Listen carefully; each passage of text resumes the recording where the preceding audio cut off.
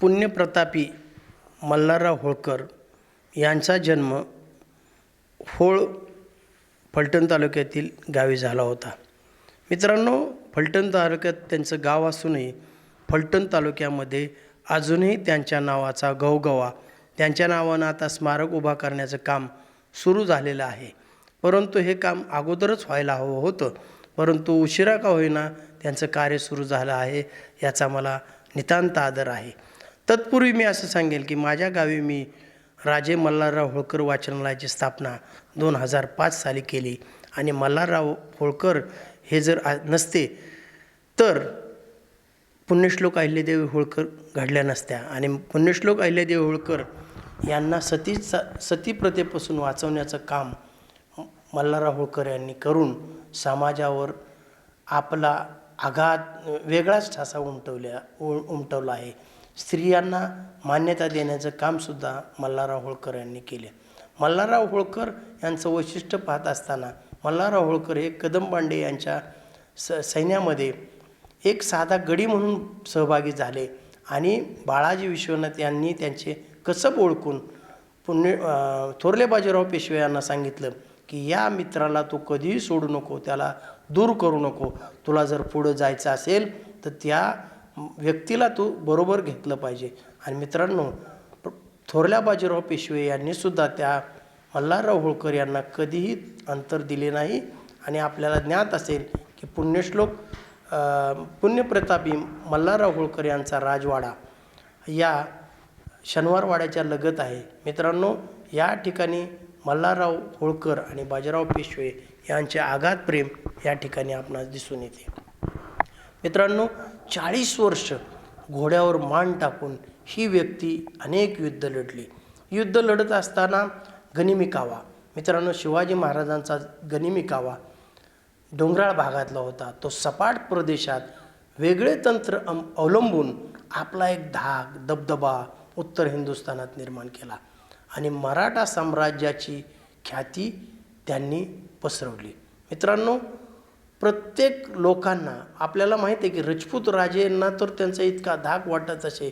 माधोसिंग नावाच्या एका व्यक्तीने तर मल्हारराव येत आहेत हे पाहून विषप्राशन केलं होतं. इतका धाक किंवा त्या ठिकाणी उत्तर हिंदुस्थानामध्ये आया मल्हार ही गर्जना झाली की लोकांमध्ये चुळबुळ निर्माण होत आणि लोक पळापळ सैरावाऱ्या पळू लागत. इतकी दहशत मल्हारराव होळकर यांनी निर्माण केली होती. मल्हारराव होळकरांचं काम हे खूप मोठं आहे. कार्यामध्ये बाजीराव पेशव्यांनी जी लढाई जिंकली त्या सर्व लढायामध्ये मल्हारराव होळकर त्यांच्याबरोबर साथीने होते. त्याचबरोबर बाळाजी विश्वनाथ त्यांचे वडील त्याच्याबरोबर त्यांनी काम केलं. त्याचबरोबर नानासाहेब पेशवे यांच्याबरोबर काम केलं, सवाई माधवराव यांच्याबरोबर काम केलं. आणि मल्हारराव होळकर यांचं वैशिष्ट्य असे की ते स्वामिनिष्ठ होते. आपल्याला ज्ञात आहे की ज्यावेळेस वसईचा किल्ला चिमाजी आप्पांच्या नेतृत्वाखाली जिंकला, 3 दिवस कोणताही किल्ला पडत नाही. यावेळेस चिमाजी आप्पा इतके चिडले की ते म्हणले तोफेच्या तोंडी माझं डोकं लावून ते निदान माझं किल्ला तर जिंकता येत नाही, निदान माझं डोकं तरी किल्ल्यामध्ये पाठवा, अशी संताप त्यांनी व्यक्त केला. आणि आपल्याला ज्ञात आहे की मल्हारराव होळकर यांच्या सैन्याने त्या ठिकाणी सुरुंग पेरण्याचं काम, किल्ल्याच्या तटबंदीच्या भोवती सुरुंग पेरण्याचं काम केलं आणि तो बुरुंज ढासळला.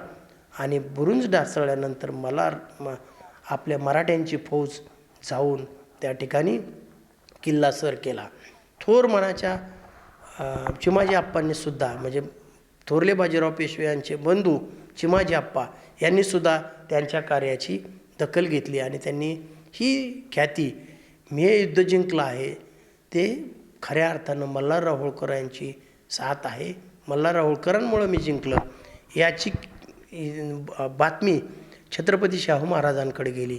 आणि छत्रपती उदार मनाच्या छत्रपती शाहू महाराजांनी असं सांगितलं की हा माझा मानाचा फेटा किंवा ही छत्रपतीची फेटा मी तुला अर्पण करते. खऱ्या अर्थानं गादीवर बसण्याचं काम तुझं आहे.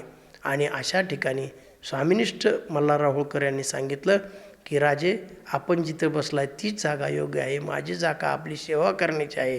धान्याशी प्रामाणिक राहण्याचं काम आयुष्यभर मल्हारराव होळकर यांनी केलं.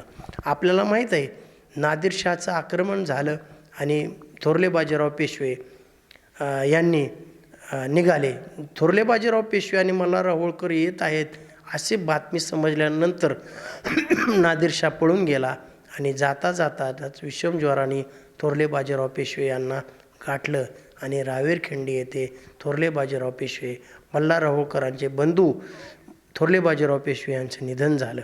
मित्रांनो, ज्यावेळेस निधन झालं त्यावेळेस निधन झाल्यानंतर त्यांची समाधी बांधण्याचं काम कुणी केलं असेल तर ते पेशव्यांनी न करता पुण्यश्लोक अहिल्यादेवी होळकर यांनी केलं. त्यावेळेस कारभारी गंगोबा तात्या किंवा गंगोबा तात्या चंद्रचूड यांनी असं विचारलं की मातोश्री खर्च कुठं लिहायचा, राज्यव्यवहारात राजकोशात लिहायचा की खाजगी कोशात लिहायचा. तर त्यावेळेस त्यांनी असं सांगितलं की खाजगी कोशामध्येच तो लिहिला जावा. पेशवे आमचेही कोणीतरी लागतात, पेशवे आमचे कोणीतरी लागतात आणि पेशव्यांची खाजगीमध्ये नोंद करण्याची काही गरज नाही. आणि त्या ठिकाणी रावेरखिंडी समाधी बांधण्याचं कामसुद्धा पुण्यश्लोक अहिल्यादेवी होळकर यांनी केलं. मल्हारराव होळकरांचे जे पुतणे होते आपल्याला माहीत आहे, तुकोजी होळकर यांनीसुद्धा भीष्म पराक्रम करून दाखवला आहे. मराठ्यांचा इतिहासाचा आपण विचार करीत असताना जर होळकर घराण्यांचा इतिहास वगळला तर मराठ्यांच्या इतिहासामध्ये काहीही नाही हे आपल्यास निदर्शनास येईल.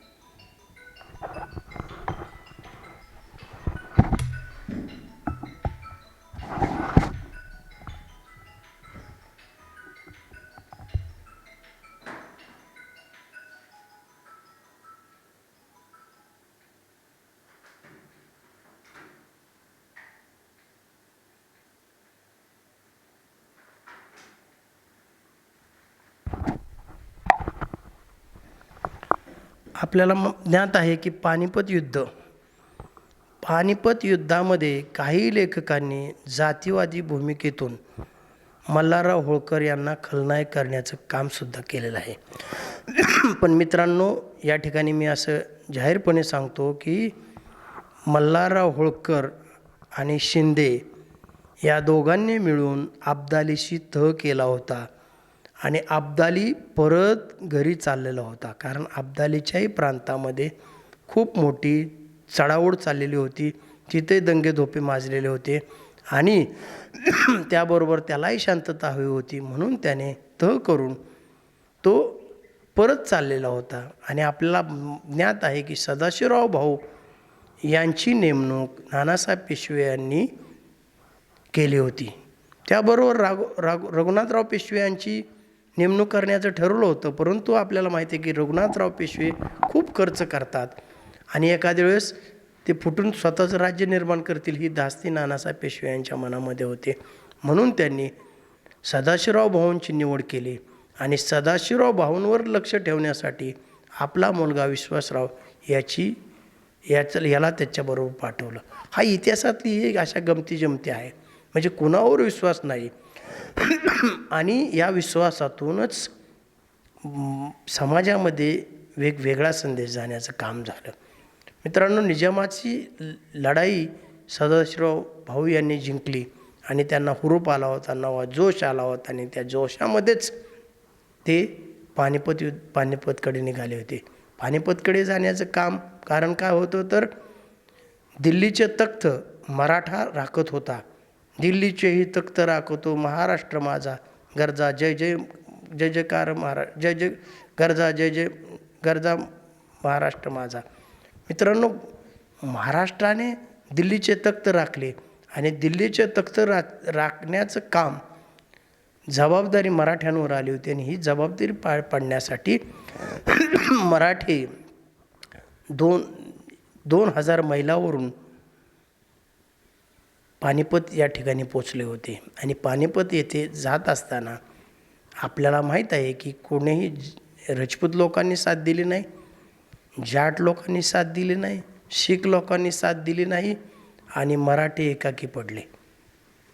आणि अब्दालीने काय केले तर मराठ्यांची रसद तोडण्याचं पहिलं काम केलं.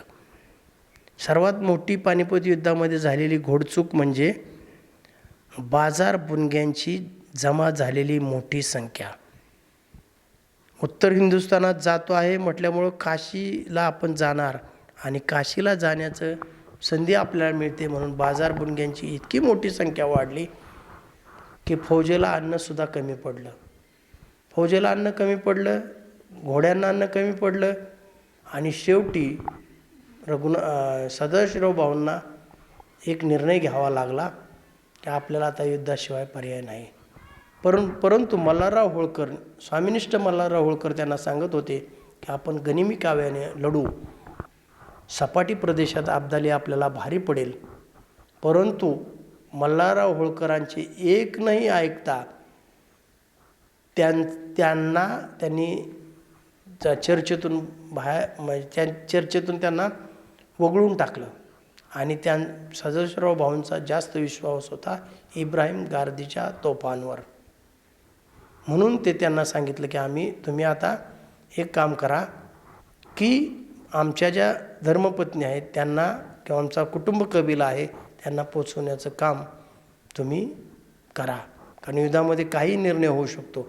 आणि अशा युद्ध धुरंधर, रणशूर, अशा महाप्रतापी, पुण्यप्रतापी मल्हारराव होळकर यांचा कोणतेही विचार न ऐकल्यामुळे गनिमी काव्यामध्ये पानिपत युद्धामध्ये आपल्या मराठ्यांना नामुष्की स्वीकारावं लागली, लाग बांगडी फुटली. पण मित्रांनो, अब्दाली परत चालला होता.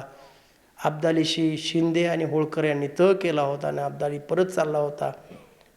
याची खूणगाठ याची दखल इतिहासाने घ्यावी तशी घेतलेली नाही. आणि सदाशिवराव भाऊ यांच्या हट्टीपणामुळे, बाजार बुणग्यांच्या मोठ्या संख्येमुळे, येथील थंडीमुळे, लोकांना अन्न वस्त्र नसल्यामुळे आणि अचानक 14 जानेवारी आपल्याला माहिती आहे उत्तर हिंदुस्थानामध्ये 14 जानेवारीला मकर संक्रांत येते आणि मकर वृत्तामध्ये सूर्य जातो आणि सूर्य खूप तळपत असतो आणि थंडी कडाक्याची पडली होती. लोकांना अन्न नव्हतं, घोड्यांना अन्न नव्हतं आणि अशा परिस्थितीमध्ये मराठे लढत होते. दुपारपर्यंत मराठ्यांची सरशी होत होती. परंतु उन्हाच्या तिरपेमुळे मराठ्यांच्या डोळ्यावर सूर्याची किरणे पडू लागली आणि युद्धाचा रंग पालटला. आणि आपल्याला माहीत आहे की अब्दालीने योजना अशी करून ठेवली होती की एक सैन्य दमलं की दुसरं नव्या दमाचं सैन्य तो युद्धामध्ये उतरवत असे. आणि अगोदरच अन्न नसल्यामुळं, घोड्यांना अन्न नसल्यामुळं ते सर्वजण थकले होते. इतका दूरचा लांबचा प्रवास झालेला होता आणि अशा परिस्थितीमध्ये आपले मराठे तर्फेने लढले. सदाशिवराव भाऊंनी आपल्यामध्ये युद्धाची कसब दाखवून दिली, युद्ध कौशल्य दाखवून दिलं. आणि खऱ्या अर्थानं जर होळकर त्याच्याशी बैमानी करत असतील तर होळकरांचे अनेक सरदार सदाशिवराव भाऊंच्या सदाशिवराव भाऊ यांच्या प्रेताजवळ शिंदे होळकरांच्या सरदारांचे प्रेत पडलेले दिसतात. या ठिकाणी असं दिसून येतं की मल्हारराव होळकर यांनी कोणताही दगाफटका त्यांना केलेला नव्हता. परंतु एका राजमान्य व्यक्तीने त्यांच्यावर पानिपत पुस्तकामध्ये त्यांना खलनायक करण्याचं काम त्यांनी केलेलं आहे. तर ते खऱ्या अर्थानं पुन्हा एकदा आपल्याला माहितीसाठी मी सांगतो की 1874 साली मुरलीधर अत्रे यांनी मल्हारराव होळकर यांच्यावर एक कादंबरी लिहिली. त्या कादंबरीचा रेफरन्स पानिपतमध्ये आहे. परंतु पानिपतमध्ये जे ज्या मल्हारराव होळकरांच्या चरित्र मुरलीधर अत्रे यांनी लिहिलेल्या चरित्रामध्ये जो उल्लेख केलेला आहे त्याचा उल्लेख जाणीवपूर्वक टाळलेला आपल्याला दिसून येत आहे. कदाचित आजही आपण पाहत आहोत इतिहासकारांची भूमिका जातीनुसार बदलत असते. त्यामुळंच कदाचित झालं असेल, नसेल किंवा कशावरून. मित्रांनो, आपल्याला माहिती आहे शिंदे होळकर आज आपण म्हणतो, परंतु खऱ्या अर्थानं शिंद्यांना सरदारकीची वस्त्र देण्याचं काम पुण्यप्रतापी मल्हारराव होळकर यांनी केलेलं आहे. म्हणजे खऱ्या अर्थानं सुरुवात व्हायला पाहिजे होती होळकर शिंदे, पण आज इतिहासामध्ये शिंदे होळकर आहे, नोंद आहे.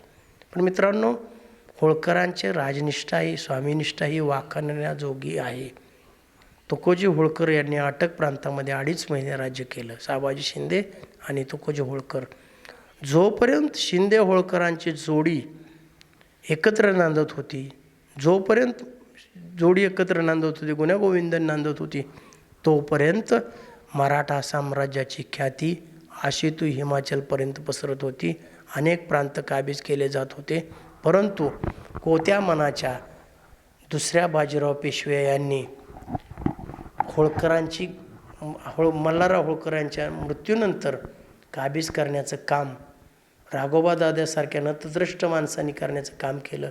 पण त्याला पुण्यश्लोक अहिल्यादेवी होळकर यांनी आपल्या युद्ध हजरजबाबी नेतृत्वाने त्यांना ती नामुष्की टाळण्याचं काम केलं आणि शेवटी राघोबा दादा यांनी हार मांडली आणि मातंग पोषस आले आहे असे ते म्हणाले.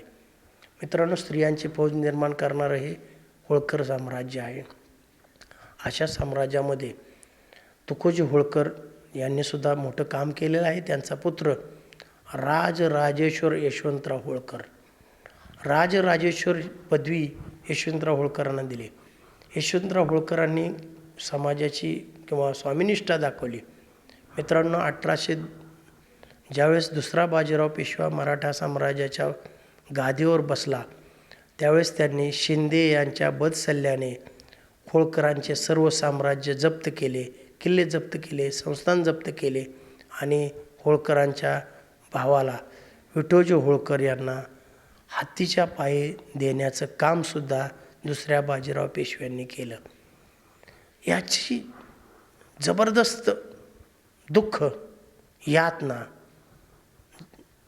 यशवंतराव होळकर यांना झाल्या आणि यशवंतराव होळकर त्या ठिकाणी निघून नागपूरकर भोसले यांना जाऊन भेटले. पण नागपूर भोसले यांनी सुद्धा त्यांना साथ दिली नाही, उलटं त्यांना पकडून देण्याचं कामसुद्धा करण्याचं सुरू झालं होतं.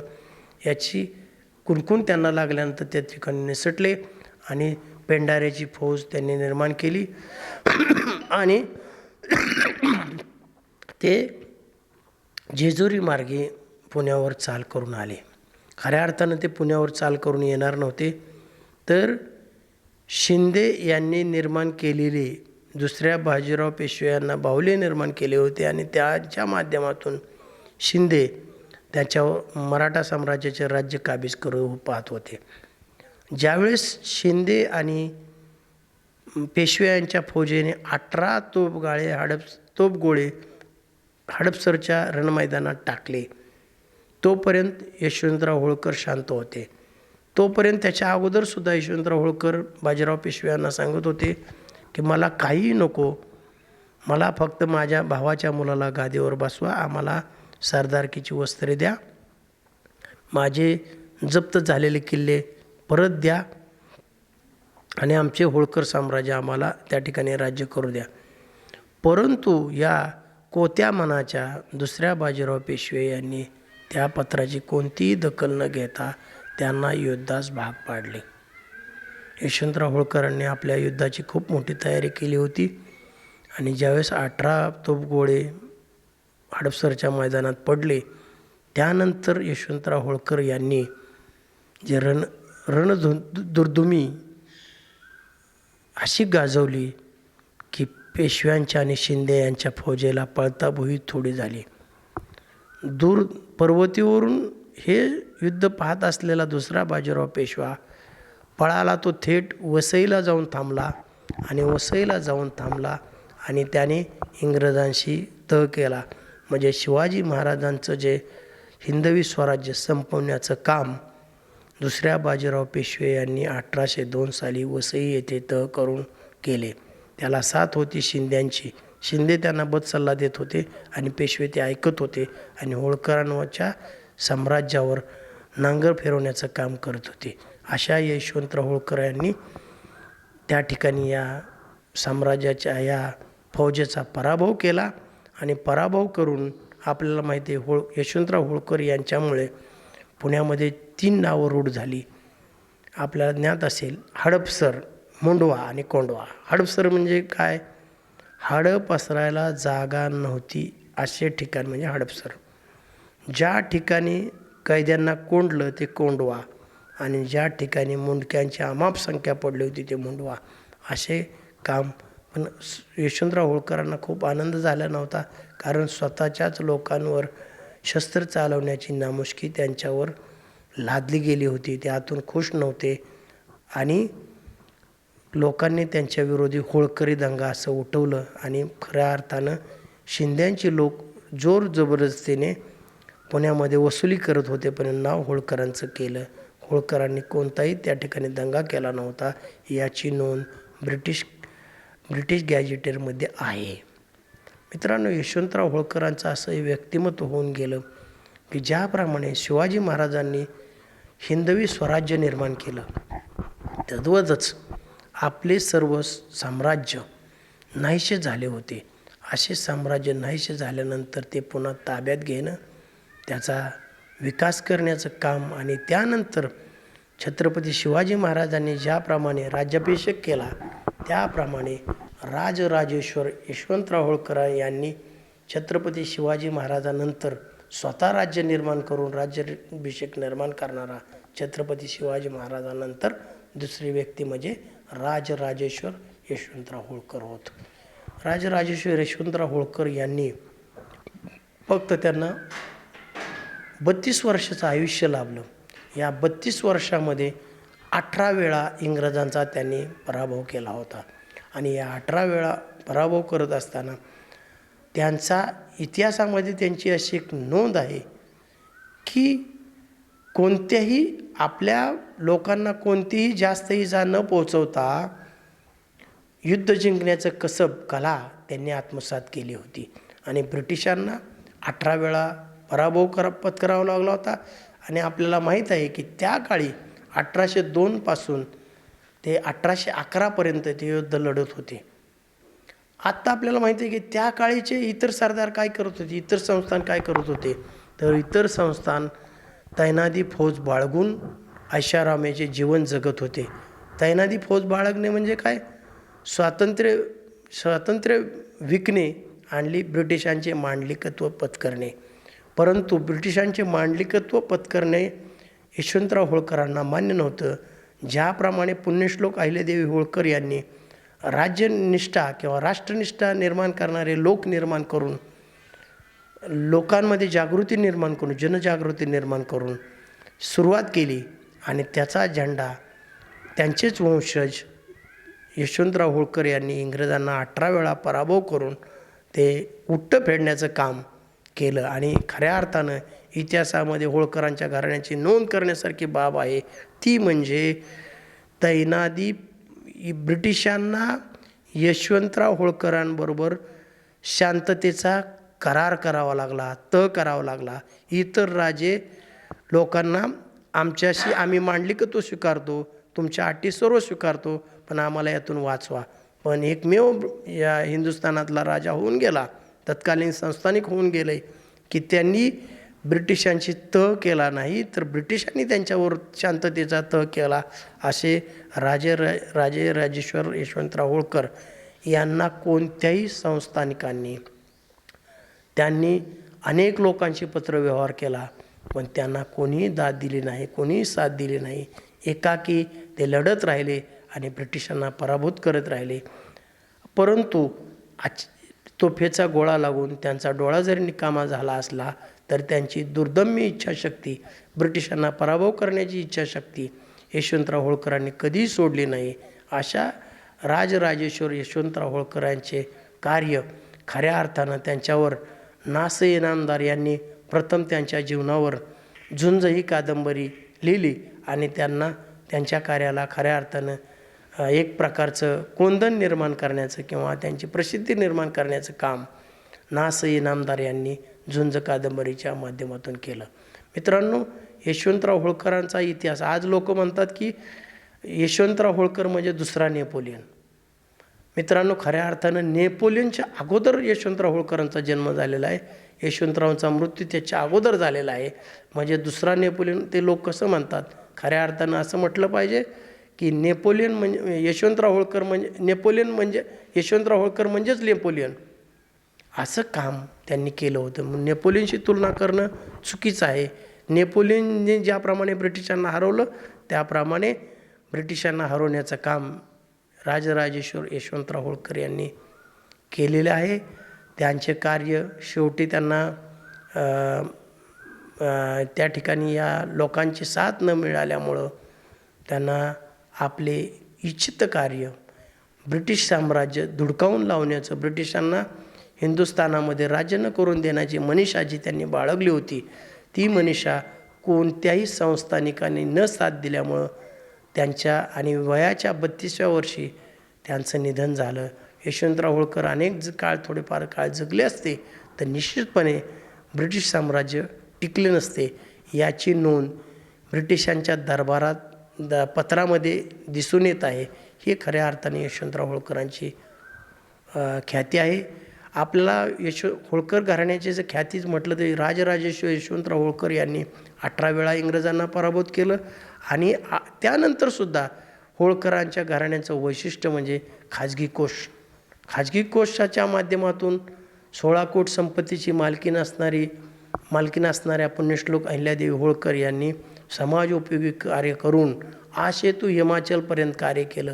कोणताही संस्थानिकाने असं कार्य केलं नाही, आपल्या संस्थांच्या बाहेर कार्य केलं नाही, परंतु आमच्या होळकरांच्या घराण्याने पुण्यश्लोक अहिल्यादेवी होळकर यांच्या माध्यमातून सर्व ठिकाणी काम करण्याचं काम म्हणजे आपल्याला माहिती आहे काश्मीरपासून ते रामेश्वरपर्यंत आणि सोरटी सोमनाथपासून ते बंगालपर्यंत कार्य करण्याचं काम पुण्यश्लोक अहिल्यादेवी होळकर यांनी केलेलं आहे. होळकर घराण्याचं दुसरं वैशिष्ट्य म्हणजे आपल्याला ज्ञात असेल की ज्या ठिकाणी राष्ट्रपती भवन आहे त्या राष्ट्रपती भवनाची जागा ही पुण्यप्रतापी मल्हारराव होळकर यांच्या प्रांतामध्ये होती, त्यांच्या वतनामध्ये होती आणि त्या जागेचं नाव होतं रायलसीना. 1909 साली कलकत्त्याहून राजधानी दिल्ली येथे आणण्याचं ठरवलं आणि त्या ठिकाणी जागेची मागणी ब्रिटिशांनी केल्यानंतर मोठ्या दिलदार मनाने तुकोजी होळकर यांनी ती जागा ब्रिटिशांना देऊ केली. मल्हारराव होळकर यांची ख्याती दुसऱ्या अर्थाने प्रसिद्ध आहे. मल्हारराव होळकर यांची कारकीर्द कदम बांडे यांच्या नेतृत्वाखाली सुरू झाली. कदम बांडे यांचा जे बांडनिशाण ते मल्हारराव होळकर यांनी कधीही सोडलं नाही आणि मला सांगायला आनंद वाटेल, हे बांडनिशाण राष्ट्रपती ज्यावेळेस 26 जानेवारीला परेडला येतात त्या राष्ट्रपतीच्या घोडदलाचं नेतृत्व करणाऱ्या लोकांकडे, समूहाचे नेतृत्व करणाऱ्या व्यक्तीकडे हे बांडनिशाण असतं. यावरून होळकरांच्या कार्याची गौरवाची आपल्याला प्रचिती येते. दुसरं गोष्ट असं सांगता येईल की शिवाजी महाराज, छत्रपती शिवाजी महाराजांचा पुतळा ज्यावेळेस उभा करण्याचं ठरलं, आपल्याला माहिती आहे छत्रपती शाहू महाराज, कोल्हापूरचे छत्रपती शाहू महाराज यांनी छत्रपती शिवाजी महाराजांचा पहिला पुतळा पुणे येथे करण्याचं ठरवलं.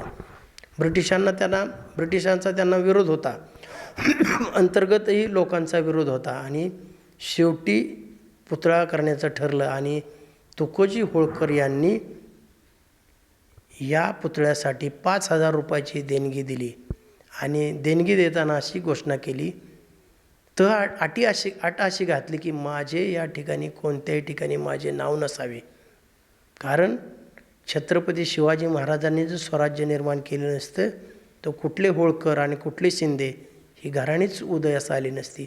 म्हणून माझ्या अंगाची कातडी सोलली आणि त्याचे जोडे केले तरीही छत्रपती शिवाजी महाराजांचे ऋण फिटणार नाहीत.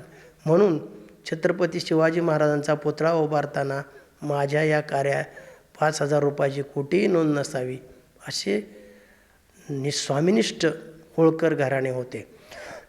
त्या 5,000 रुपयानंतर जे रक्कम उरली होती त्या रकमेतून रायगड येथे वाघ्या कुत्र्याची समाधी बांधण्याचं काम शासनाने केलं आणि आपल्याला ज्ञात आहे की तो कुत्र्याची समाधी विध्वंस करण्याचे सुद्धा काम या जातीवादी लोकांनी करण्याचं काम केलं. पण त्यांना हे माहीत नाही की ज्याप्रमाणे वाघ्या कुत्र्याने चितेमध्ये उडी घेऊन आपले प्राण दिले होते, तद्वतच होळकरांची निष्ठा छत्रपतीच्या घराण्याशी होती आणि छत्रपतीचा पहिला पुतळा उभारण्याकरता थोर मनाच्या तुकोजी होळकर यांनी देणगी 5,000 रुपयाची देणगी दिली आणि माझे नाव नको असे सांगितले. दुसरी एक गोष्ट सांगायला मला आनंद वाटेल, ज्यावेळेस केळुस्कर गुरुजी यांनी छत्रपती शिवाजी महाराजांचं पहिलं चरित्र लिहिण्याचं काम केळुस्कर गुरुजी यांनी केलं होतं. आपल्याला माहिती आहे केळुस्कर गुरुजी म्हणजे ज्या व्यक्तीने भारतरत्न डॉक्टर बाबासाहेब आंबेडकर यांना सयाजीराव गायकवाड यांच्याकडे नेलं आणि त्यांना शिष्यवृत्ती मिळवून देण्याचं असामान्य कार्य केलं. बाबासाहेब आंबेडकरांचा 10वी पास झाल्यानंतरचा पहिला सत्कार केळुस्कर गुरुजी यांनी केला होता आणि त्या सत्कारामध्ये बाबासाहेबांना त्यांनी स्वतः लिहिलेलं बुद्धचरित्र भेट दिलं होतं आणि त्या बुद्धचरित्राची गोडी बाबासाहेबांना इतकी लागली की 1956 साली आदरणीय बाबासाहेबांनी बुद्ध धर्म स्वीकारला. असे केळुस्कर गुरुजी यांनी छत्रपती शिवाजी महाराजांचं पहिलं चरित्र लिहिलं आणि चरित्र लिहिल्यानंतर त्यांच्यावर इतके कर्ज झाले, 25,000चे कर्ज झाले आणि कर्जाची रक्कम फेडण्यासाठी डॉक्टर बाबासाहेब आंबेडकर आणि केळुस्कर गुरुजी दारोदारी ग्रंथ विकण्याचे काम करून काहीतरी व्यवस्था होईल, कारण त्यांच्या घरावर जप्ती येणार होती. प्रथमतः त्यांनी सयाजीराव गायकवाड यांच्याकडे केळुस्कर गुरुजींनी अप्रोच केला. दुर्दैवानं सयाजीराव गायकवाड म्हटले की मी परदेशात जातो आणि परदेशातून आल्यानंतर आपल्यास निधीची व्यवस्था करतो. परंतु महाराज सयाजीराव गायकवाड परदेशातून येऊ शकले नाहीत. त्याचबरोबर त्यांनी पुन्हा दुसरी आशा छत्रपती शाहू महाराजांकडे बाळगली आणि कोल्हापूरच्या छत्रपती शाहू महाराजांकडे त्यांनी भेट घेतली. शाहू महाराजांनी सुद्धा सांगितलं की मी मुंबईला जाऊन येतो आणि आल्यानंतर आपल्याला निधीची व्यवस्था करतो. आपल्या ज्ञात आहे की आदरणीय थोर मनाचे समाजोपयोगी करणारे राजकीय आरक्षणाचे निर्माते छत्रपती शाहू महाराज जातीप्रथा मोडण्यासाठी आपली बहीण होळकरांना देणारे असे थोर मनाचे छत्रपती शाहू महाराज यांचे निधन मुंबई येथे झाले आणि केळुस्कर गुरुजी यांना देणगी मिळाली नाही. शेवटी केळुस्कर गुरुजी इंदोर संस्थानला गेले आणि ही सर्व हकीकत त्यांना ही कळालीच होती. तर तुकोजी होळकर यांनी सांगितलं की प्रथमतः आपण माझा चेक 25,000चा घ्या आणि नंतर तुम्ही इथून गेले तरी चालेल, कारण माझ्या बाबतीत जर अशी दुर्घटना घडली तर महाराजांचे चरित्र प्रकाशित होणार नाही किंवा तुमचा झालेला खर्च भरून निघणार नाही.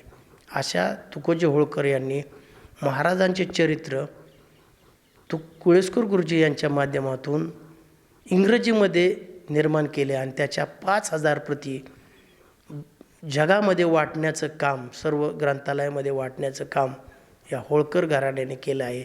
म्हणजे होळकर घराण्याने स्वतःच्या छत्रपतीशी स्वामीनिष्ठा कशी असते हे अनेक वेळा दाखवून दिलेलं आपल्या कार्यातून, कर्तृत्वातून, नेतृत्वातून, प्रजाहितदक्षतेतून दाखवून दिलेलं आहे. त्याचबरोबर इंदोरला ज्यावेळी ब्रिटिश काळामध्ये इंदोरला रेल्वे येत होती त्यावेळेस इंदोरच्या रेल्वेचा पूर्ण खर्च होळकरांनी करून समाजासाठी होळकर रेल्वे निर्माण केली. आपल्याला माहीत आहे की ज्यावेळेस क्रिकेट सध्या लोकांमध्ये खूप आवडीचा खेळ आहे, पण ब्रिटिश कालावधीमध्ये इंदोरच्या होळकरांची टीम भारतामध्ये विजेती टीम म्हणून गणली गेली होती. अशी टीम निर्माण करण्याचं कामसुद्धा या होळकर घराण्याने केलं आहे. म्हणजे हे होळकर घराणे हे युद्धकौशल्यात निपुण होतं, आपल्या दानशूरतेमध्ये निपुण होतं, समाजोपयोगी कार्यामध्ये निपुण होतं, स्वामीनिष्ठेमध्ये निपुण होतं. अशा या थोर होळकर घराण्याची मला मनोगत सांगण्याची संधी अमोल पांढरे यांनी दिली, त्याबद्दल त्यांचे मनःपूर्वक आभार. जरा